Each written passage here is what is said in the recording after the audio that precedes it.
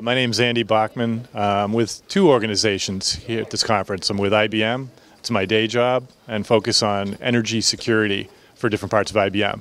At night, I am a blogger, and I write two blogs. Most relevant to this conference is the Smart Grid Security blog.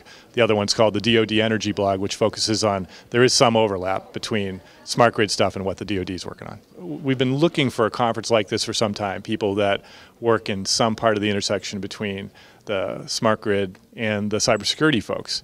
And finally, thanks to the organizers here, we've got a two-day conference.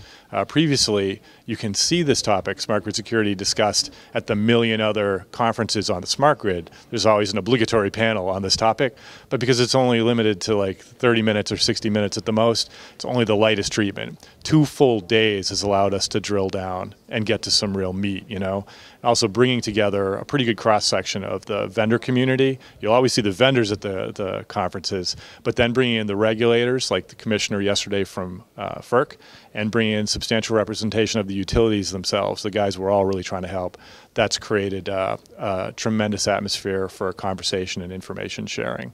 The surprise that has bubbled up out of here was something that happened at the end of the day yesterday I really liked.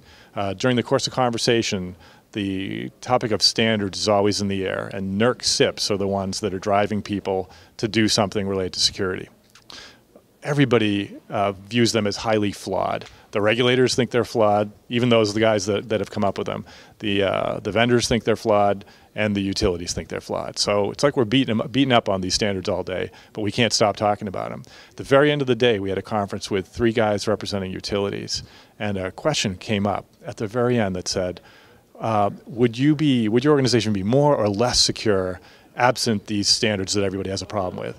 And the funny thing was, it went against the flow of the whole day. They all said to a person, we would be less secure if these standards weren't around kicking our butts, pushing us in that direction. And that was really good to hear. So these things that are less than perfect, that are difficult to implement, that we all argue about, are nevertheless having the intended effect of making the industry, making the whole utility infrastructure more secure. And it's going to continue getting incrementally better over time. I believe that getting together in person, even though today my job and many other people's job is defined by the fact that all they need is a phone and a computer to work. They can do everything long distance.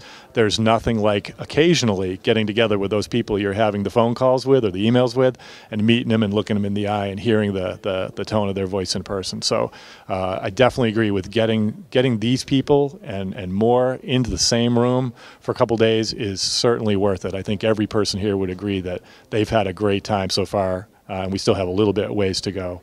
So more of these, yes. Don't need a million of them, but periodically during a year in different locations, absolutely. And would I want to be there? Sure. I live and breathe this stuff. It's fantastic to meet many of these people who I talk to long distance face to face and get to know them as people.